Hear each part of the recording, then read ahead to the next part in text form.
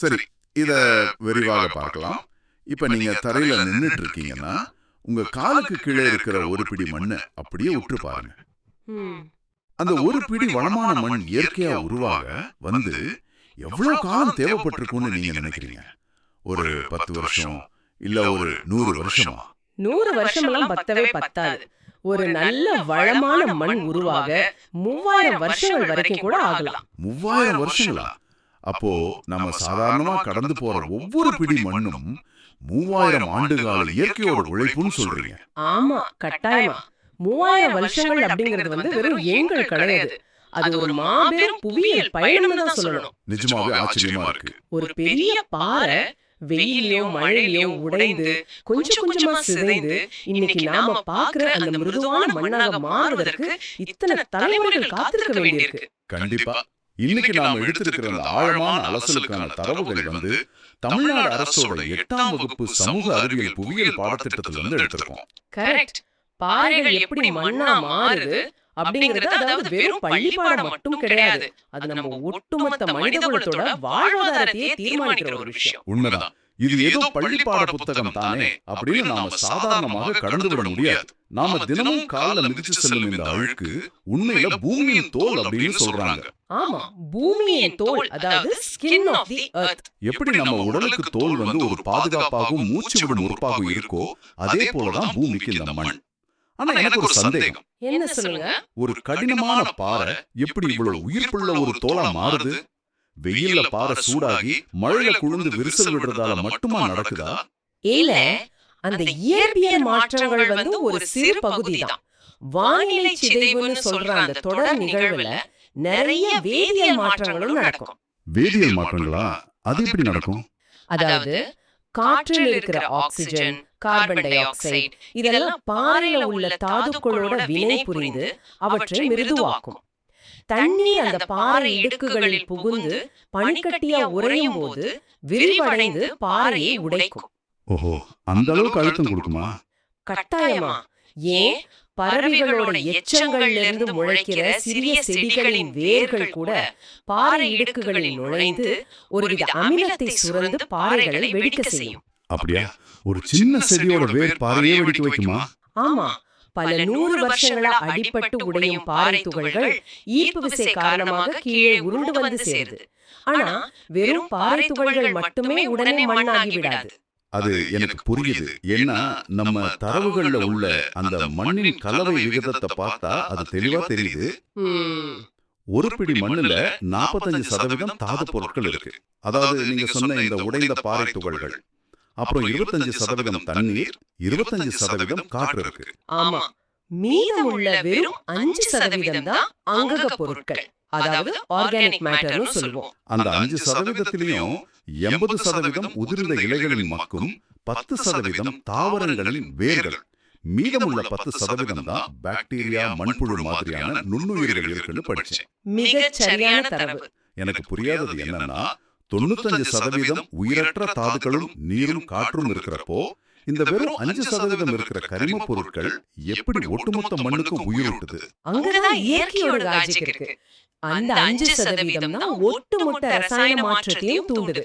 இலைமக்கு மற்றும் நுண்ணுயிர்கள் தான் இந்த உயிரற்ற பாறை துகள்களை ஒன்றாக பிணைக்கிற ஒரு பசையா செயல்படுது.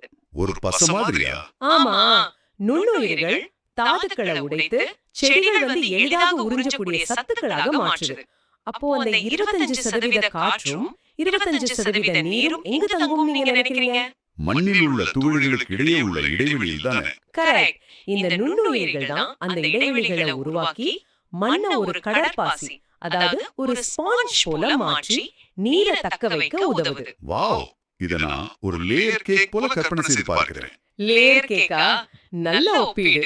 ஆமா, தரையை அப்படியே செங்குத்தாக வெட்டி பார்த்தால் மண்ணில பல அடுக்குகள் இருப்பதை நம்ம ஆதாரங்கள் காட்டுது. மண்ணின் குறுக்குவெட்டு தோற்றத்துல மேலிருந்து கீழாக O, A, E, B, C மற்றும் R அப்படின்னு அடுக்கடுக்காக பிரிக்கிறாங்க. ஆமா, ப்ரொஃபைல் ஆஃப் சாயில்னு சொல்லுவோம். அதுல மேலே உள்ள O அடுக்கு அப்படிங்கிறது உதிர்ந்து கிடக்கும் இலை மக்கு. அதுக்கு கீழே உள்ள A அடுக்கு தான் மேல் மண். இந்த O மற்றும் A அடுக்குகள் தான் விவசாயத்திற்கு ஒரு உயிர் நாடின்னு சொல்லலாம்.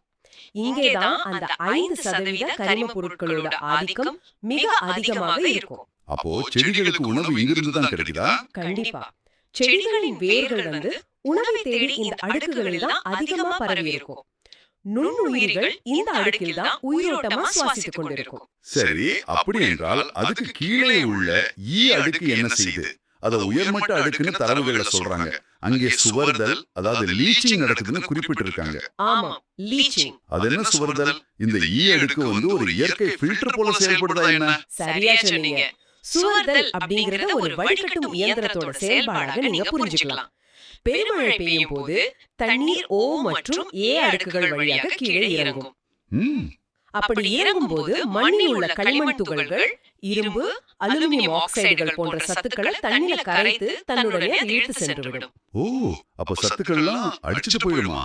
ஆமா, அந்த சத்துக்கள் எல்லாம் மேலிருந்து கழுவப்பட்டு கீழே உள்ள B அடுக்கில், அதாவது அடிமண்ணில் சென்று தங்கும். அப்படி என்றால் ஈ அடுக்கு அப்படிங்கிறது சத்துக்கள் வடிகட்டப்பட்டு வெளியேறும் இடம். பி அடுக்கு என்பது அந்த சத்துக்கள் சேகரமாகும் இடம். அதான் அதோட வேலை. அதனாலதான் அது திரள் மண்டலம் அப்படின்னு அழைக்கிறாங்களா? அருமை.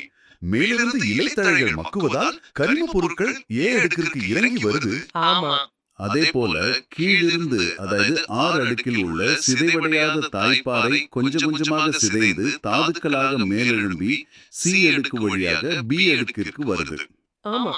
மேலிருந்து கீழாகவும் கீழிருந்து மேலாகவும் நடக்கும் இந்த வேதியியல் பரிமாற்றம் தான் இந்த லேயர் கேக்கை எப்பவுமே உயிர் போட வச்சிருக்குன்னு நினைக்கிறேன். மிகச் சரியாக பிடிச்சிட்டீங்க.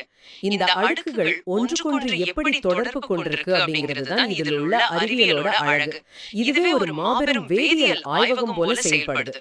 கேட்கவே ரொம்ப சுவாரஸ்யமா இருக்கு. சரி, மண்ணோட அடிப்படை செய்முறை இதுதான் என்றால் ஏன் இடத்திற்கு இடம் மண் இவ்வளவு மாறுபடுது? அது இடத்தோட தன்மையை பொறுத்தது. இப்ப நான் ஒரு வீட்டை வாங்க ரியல் எஸ்டேட் தேடினால் ஒவ்வொரு பகுதிக்கும் ஒரு நில மதிப்பு, ஒரு குணம் இருக்கும் இல்லையா? ஒரு இடத்துல மணல் பாங்காக இருக்கும், இன்னொரு இடத்துல பாறையாக இருக்கும். கரெக்ட். அதே போல விவசாயத்தை பொறுத்த வரைக்கும் இந்த மண்ணு தான் உண்மையான ரியல் எஸ்டேட். ஒவ்வொரு பயிருக்கும் ஒவ்வொரு விதமான ரியல் எஸ்டேட் தேவைப்படுது இல்லையா? ஆமா. உருவாக்கம், அந்த தாய்ப்பாறையின் தன்மை, அப்புறம் அங்க அடிக்கிற வெயில், பெய்யும் மழை என அனைத்தையும் பொறுத்து மண்ணின் குணம் மாறிக்கிட்டே இருக்கும். இந்த அடிப்படையில தான் வண்டல் மண், கரிசல் மண், செம்மண், சரளை மண், மலை மண், பாலை மண் அப்படின்னு 6 முக்கிய முகங்களாக நம்ம மண்ணை பிரிக்கிறோம். 6 வகையான மண்கள். ஆமா. ஒரு நாட்டோட விவசாயமும் பொருளாதாரமும் இந்த 6 வகையான மண்ணின் குணாதிசயங்களை நம்பியேதான் இயங்குது. இதுல ஆற்று சமவெளிகளில் காணப்படும் வண்டல் மண், அதாவது அலூவியல் சாயில் தான் பிரைம் ரியல் எஸ்டேட்னு நினைக்கிறேன். அதுல எந்த சந்தேகமும் இல்ல. மற்ற எல்லாவற்றை விட இது மிகவும் விலை மதிப்பற்ற வளம். ஆறுகள் மலைகளில் இருந்து அடித்து வரும் நுண்ணிய துகள்கள் படிய வைக்கப்பட்டு இந்த மண் உருவாகிறது அப்படின்னு நான் படிச்சேன். சுமந்து வரும். ஓஹோ, அந்த பயணத்துல இவ்வளவு விஷயம் இருக்கா? ஆமா. அந்த ஆற்றின் வேகம் சமவெளியில் குறையும் போது அந்த வளமான வண்டல் சேர் கரைகளில் படியும். நெல், கரும்பு, கோதுமை, சணல் போன்ற பயிர்களுக்கு தேவையான அத்தனை ஊட்டச்சத்துக்களும் அந்த வண்டல்ல இயற்கையாகவே ரொம்ப செறிவாக இருக்கும். ஆனா எரிமலைகள் வெடிச்சு சிதறிய தீப்பாறைகள் சிதைவடைவதால் உருவாகும் கரிசல் மண்ணோட தன்மை முற்றிலும் வேறையா இருக்குமே. ஆமா, பிளாக் சாயில்னு சொல்லுவோம். அதோட தன்மை வேறு. இது இயற்கையாகவே அதிக களிமண் தன்மையை கொண்டது. இத ஒரு ஸ்பாஞ்ச் போல நான் பாக்குறேன். தண்ணீரை உறிஞ்சி நீண்ட நேரம் தக்க வைத்துக் கொள்ளும் அல்லவா? கரெக்ட். களிமண் துகள்கள் மிக மிக சிறியவை. அதனால அவற்றின் இடையே உள்ள இடைவெளி மிகவும் குறைவா இருக்கும். சரி. அதனால தண்ணீர் உள்ளே சென்றால் எளிதில் ஆவியாகி வெளியேற முடியாது. கோடை காலத்துல பாத்தீங்கன்னா இந்த மண்ணில் பெரிய பெரிய விரிசல்கள் விழும். அந்த விரிசல்கள் வழியாக காற்று உள்ளே சென்று மண்ணுக்கு சுவாசம் கொடுக்கும். அப்புறம் மழை பெய்தா? மழை பெய்தவுடன் மீண்டும் அந்த விரிசல்கள் மூடிக்கொண்டு ஈரப்பதத்தை அப்படியே லாக் செய்துவிடும். அதனாலதான் பருத்தி பயிருக்கு நீண்ட கால ஈரப்பதம் தேவைப்படுறப்போ அது கரிசல் மண்ணுல அவ்வளவு செழிப்பாக வளருது. ஆமாம், மிகச்சரி. சரி, செம்மண் எப்படி உருவாகுது? உருமாறிய பாறைகள் மற்றும் படிவு பாறைகள் சிதைவதால் இது உருவாகிறதுன்னு சொல்றாங்க. இதுல இரும்பு ஆக்சைடு அதிகமா இருக்கிறதால சிவப்பு நிறம் கிடைக்குது. ஆமாம். இது எப்படி இரும்பு துருப்பிடிப்பது போல பாறை துருப்பிடிக்குதா என்ன? கிட்டத்தட்ட அப்படிதான். பாறைகளில் உள்ள இரும்பு தாதுக்கள் காற்றில் உள்ள ஆக்சிஜன் மற்றும் நீருடன் வினைபுரியும் போது ஆக்சிஜனேற்றம், அதாவது ஆக்சிடேஷன் அடையுது. ஓ, அதான் அந்த நிறமா? அதனாலதான் அது பழுப்பு முதல் அடர் சிவப்பு நிறம் வரை காணப்படுது. ஆனா வண்டல் மண் அளவுக்கு இதுல சத்துக்கள் இருக்காது. ஈரப்பதத்தையும் நீண்ட நேரம் தக்க வைக்காது. அப்போ விவசாயத்துக்கு இது அவ்வளவு உகந்தது இல்லையா? அதனாலதான் தண்ணீர் அதிகம் தேவைப்படாத, வறட்சியை தாங்கி வளரக்கூடிய திணை பயிர்களா செம்மண்ல அதிகமா பயிரிடுறாங்க. அடுத்து வரும் சரளை மண், அதாவது லேட்டரைட் சாயில், எனக்கு ஒரு வித்தியாசமான கோணத்தை கொடுத்தது. அயன மண்டல காலநிலையில அதிக வெப்பமும் அதிக மழையும் மாறி மாறி வரும் பகுதிகளில் இந்த மண் உருவாகுது. கரெக்ட். முன்னரே நாம பார்த்த அந்த சுவர்தல், அதாவது லீச்சிங், இங்க அதிக அளவுல நடக்கும் அல்லவா? அதிக மழையால் மேல் மண்ணில் உள்ள சத்துக்கள் எல்லாம் கழுவப்பட்டு கீழே சென்று விடுவதால் இதோட மேல்மண் வளம் குன்றியது தானே? ஆமா, மேல் அடுக்குல இரும்பு மற்றும் அலுமினியத்தின் ஆக்சைடுகள் மட்டுமே மிச்சம் இருக்கும்.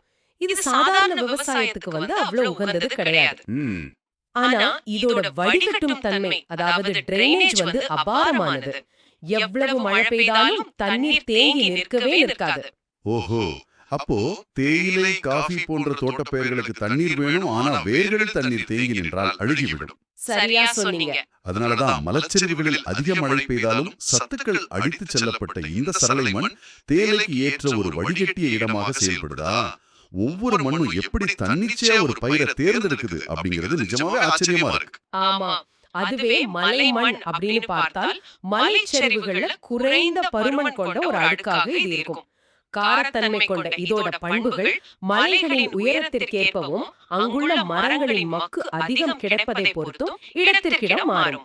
அப்புறம் பாலைமண் ஓர்த்தன்மை நிறைந்து காணப்படும். வளமை இல்லாததாலே இதுல விவசாயம் செய்வது கிட்டத்தட்ட சாத்தியமற்றது. அந்தந்த பகுதியோட பாறை, தட்பவெப்பம், மழை பொழிவு எல்லாமே சேர்ந்து ஒரு இடத்தின் மண்ணை தீர்மானிக்குது. அதை வைத்துத்தான் அந்த பகுதியோட விவசாயமும் மக்களோட வாழ்வாதாரமும் அமையுது. 100% உண்மை. ஆனா எனக்கு இப்போ ஒரு பயம் வருது. இவ்வளவு நுட்பமாக இயற்கையால செதுக்கப்பட்ட இந்த மண் நிரந்தரமானதா? மண்ணரிப்பு, அதாவது சாயில் இரோஷன் பற்றி நம்ம தரவுகள்ல உள்ள ஒரு பகுதி என்ன அப்படியே உரைய வச்சிடுச்சு. ஆமா, அது ஒரு முக்கியமான பிரச்சனை. ஓடும் நீர், காற்று இவையெல்லாம் மண்ணின் மேலடுக்கு அப்படியே அரிக்கின்றன. தாள் அரிப்பு, ஓடை அரிப்பு, நீர்ப்பள்ள அரிப்பு என பல விதங்களில் இது நடக்குதுன்னு படிச்சேன். அதாவது தாள் அரிப்பு அப்படிங்கிறது பெருமழை பெய்யும் போது மேலாக உள்ள மண் அடுக்கு ஒரு மெல்லிய போர்வை போல, ஒரு ஷீட் மாதிரி அப்படியே தண்ணியோட அடித்து செல்லப்படுவது. கேட்கவே கஷ்டமா இருக்கு. ஓடை அரிப்பு என்பது தண்ணீர் சிறிய சிறிய ஓடைகளாக பிரிந்து மண்ணை வெட்டி செல்வது. அதுவே தீவிரமடைந்து பெரிய பள்ளங்களாக மாறினால் அது பள்ள அரிப்பு. இதுல மிகவும் ஆபத்தான விஷயம் என்னன்னா, அரிக்கப்படுவது நம்ம முதல்ல பார்த்த அந்த மிக முக்கியமான ஏ அடுக்கு, அதாவது மேல் மண்ணா. அந்த 5% கரிம பொருட்கள் இருக்கும் வளமான மேலடுக்கு, அது போடுச்சுன்னா அந்த லேயர் கேக்ல உயிரே இல்லையே. ஆமா, அது ரொம்ப பெரிய இழப்பு. இங்கதான் அந்த கால இயந்திர கணக்கு வருது. மித வெப்ப மண்டல காலநிலையில் 1 சென்டிமீட்டர் மண் உருவாக 200 முதல் 400 ஆண்டுகள் வரை ஆகுமா.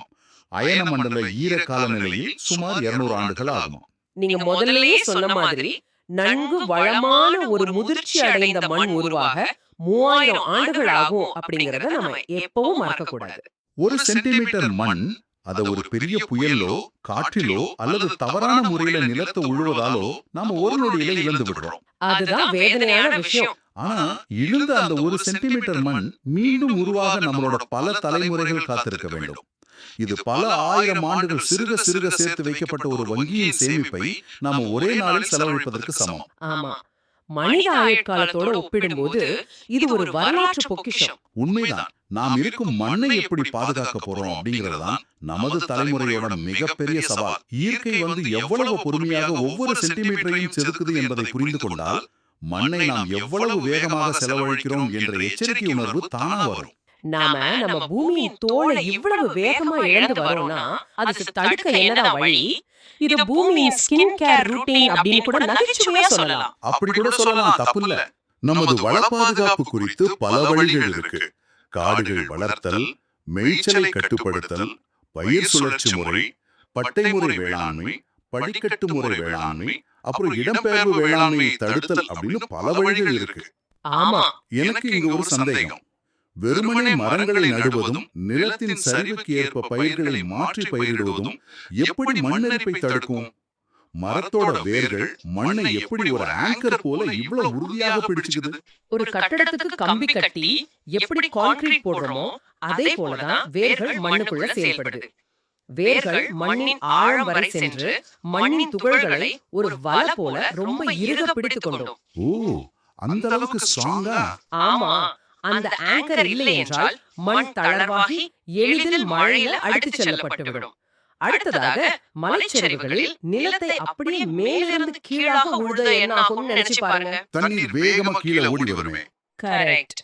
தண்ணீர் மிக வேகமாக அந்த உழவு பாதையில் கீழே ஓடி மண்ணு அப்படியே பிளந்து கொண்டு சென்றுவிடும். ஆனா அந்த சரிவை வெட்டி படிக்கட்டுகளாக மாற்றும் போது, அதாவது டெரஸ் ஃபார்மிங் செய்யும் போது, தண்ணியோட வேகம் ஒவ்வொரு படிக்கட்டிலும் தடைபடும், ஒரு ஸ்பீட் பிரேக்கர் போல. சரியா சொன்னீங்க. நீரின் வேகம் குறைந்தால் அதனால அதிக மண்ணை இழுத்து செல்ல முடியாது. நிலத்தின் சரிவுக்கு குறுக்காக பட்டைகளாக பயிரிடும் பட்டைமுறை வேளாண்மையும் அதே போல நீரின் வேகத்தை ஒரு ஸ்பீட் பிரேக்கர் போல தடுத்து நிறுத்துது. மேய்ச்சலை கட்டுப்படுத்துவதும் இதோடு தொடர்புடையதுதான். கால்நடைகள் ஒரே இடத்துல தொடர்ந்து மேயும் போது அவற்றின் குழம்புகள் பட்டு பட்டு மேல்மண் மிக இறுகி போய்விடும். மண் இறுகிட்டா என்ன பிரச்சனை? மண் இறுகிவிட்டால் மழை நீர் உள்ளே இறங்காமல் அப்படியே மேலே ஓடி மண்ணை வேகமாக அரிக்கும். பயிர் சுழற்சி முறையும் மண்ணின் சத்துக்களை பாதுகாக்கும் ஒரு தந்திரம்தான். எப்படி? தொடர்ந்து ஒரே பயிரை நட்டால் அது மண்ணில் உள்ள குறிப்பிட்ட ஒரு சத்தை முழுமையாக உறிஞ்சி தீர்த்துவிடும். மாற்றி மாற்றி நடும்போது அந்த சத்துக்கள் மீண்டும் இயற்கையாக மீளுருவாக்கம் பெற கால அவகாசம் கிடைக்கும். சூப்பர். மண் என்பது வெறும் விவசாயத்திற்கு மட்டும் கிடையாது. உயிரினங்கள் வாழ்வதற்கும் கனிமங்கள் மற்றும் தாவரங்களுக்கு ஊட்டம் அளிக்கவும் அதுதான் அடிப்படை ஆதாரம். ஆமாம். பீங்கான்கள், மண்பாண்டங்கள் தயாரிப்பு, கைவினை பொருட்கள் மற்றும் கட்டுமான வேலைகளுக்கு மண் மிக மிக முக்கியம். இயற்கையான முறையில நீரை வடிகட்டி சுத்திகரிக்கவும் ஒட்டுமொத்த சுற்றுச்சூழல் மேலாண்மைக்கும் மண் தான் துணை புரியுது. ரொம்ப கரெக்ட். இதோட முக்கியத்துவத்தை உலகமே உணர வேண்டும் என்பதற்காகத்தான் ஒவ்வொரு ஆண்டும் டிசம்பர் 5ஆம் தேதியை உலக மண் நாளாக நம்ம கொண்டாடுறோம். ஆமா, மண்ணின் ஆரோக்கியம் தான் மனித குலத்தோட ஆரோக்கியம். நம்ம தட்டில் இருக்கிற ஒவ்வொரு பருக்கையும் நாம கட்டும் ஒவ்வொரு சுவரும் இந்த மண்ணின் கொடைதான். பாறைகள் பல 100 பல ஆயிரம் ஆண்டுகள் வெயிலிலும் மழையிலும் சிதைந்து வேதியியல் மாற்றங்களுக்கு உட்பட்டு நுண்ணுயிர்களோடு கலந்து வளமான ஒரு லேயர் கேக்கா உருமாறியதை இன்னைக்கு நாம மிக விரிவாக இந்த அலசல்ல பார்த்தோம். வண்டல் மண் எப்படி ஒரு பிரைம் ரியல் எஸ்டேட் ஆகவும், கரிசல் மண் ஒரு ஸ்பாஞ்சாகவும், சரளை மண் ஒரு வடிகட்டியாகவும் செயல்பட்டு நமது விவசாயத்தை தாங்கி பிடிக்குது அப்படிங்கறதையும் நாம பார்த்தோம். அதே சமயம் ஆயிரக்கணக்கான ஆண்டுகள் கஷ்டப்பட்டு உருவான இந்த இயற்கை வளம் ஓடும் நீராலும் காற்றாலும் எவ்வளவு எளிதாக அரிக்கப்படுகிறது என்பதையும் வேர்கள் என்ற ஆங்கர் மூலமாகவும், படிக்கட்டு முறை என்ற ஸ்பீட் பிரேக்கர் மூலமாகவும் அதை எப்படி பாதுகாக்கலாம் என்பதையும் நாம் தெரிஞ்சுக்கிட்டோம். இது ரொம்ப தேவையான ஒரு விழிப்புணர்வு. இறுதியாக உங்களுக்கு ஒரு சிந்தனையை விட்டு செல்ல நான் விரும்புறேன். அடுத்த முறை நீங்க வெளியில நடந்து விட்டு வந்து வீட்டின் வாசல்ல உங்க காலணிகளில் ஒட்டி இருக்கும் தூசியை தட்டி விடும்போது ஒரு நிமிஷம் நின்று அந்த தூசியை உற்று பாருங்க. நீங்க தட்டிவிடும் அந்த சிறிய மணல் துகள் பல ஆயிரம் ஆண்டுகளுக்கு முன் ஒரு மாபெரும் பாறையாக இருந்திருக்கலாம். காற்று, மழை, வெயில் என பல இயற்கையின் சீற்றங்களை தாங்கி பல தலைமுறைகளை கடந்து உருமாறி உடைந்து இன்னைக்கு உங்க தட்டில் இருக்கும் உணவை விளைவித்த ஒரு உயிர் மூச்சாக அது மாறி இருக்கலாம். ரொம்ப அழகான ஒரு பதிவு.